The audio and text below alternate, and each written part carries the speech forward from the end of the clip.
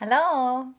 So I wanted to show something about when you're glazing the inside of small things, because you can't pour from one thing into the other. It just doesn't work well with little things, so it's better to kind of go back and forth into I mix my own glazes, which I have to say, if you're a potter and you're doing something bigger than small, you should be mixing your own glazes.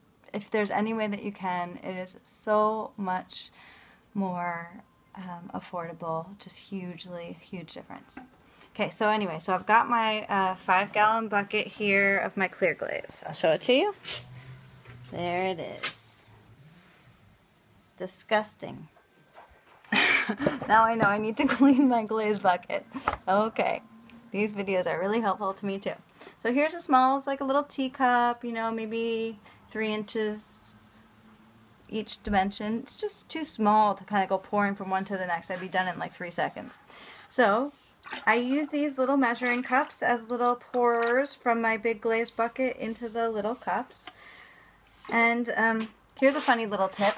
This is silly, but for years I would go to the Goodwills hoping to find something like this for like $1, right? But always it would attach at the bottom and you can't hang it over the edge of the bucket like this. This is the great thing about these plastic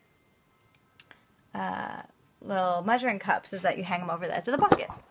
So after many years I broke down and I decided I was going to go to a regular store and buy full-priced plastic measuring cups. And I think that they cost like $1.75 each. So for years I did not buy them because I was waiting to find them at a Goodwill, which is very difficult. So go buy them new. They're not that expensive. Okay, so here we go. I always kind of do like a little bit mini mix here when I'm first gonna fill my measuring cup up with glaze, just to kind of get any water off the top. And then I just take, I don't need very much in here. The more you have, the more it could kind of spill and stuff, right? So I'm just going to fill this about 2/3 around, 2/3. And then I'm going to just glaze it to the edge and pour it out, spin it, and then turn it back. So it's just like in and then back into the measuring cup. And then you're not always going back into the bucket, you're just going in,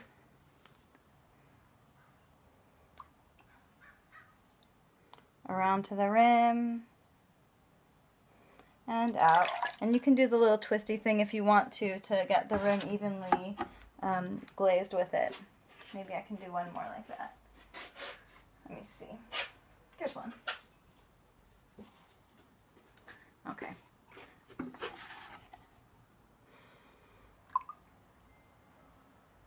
About 2/3 full. Roll it around so it glazes to the rim, and then whoops, that one made a mess. Perfect. Well, I guess I'll have to clean that up.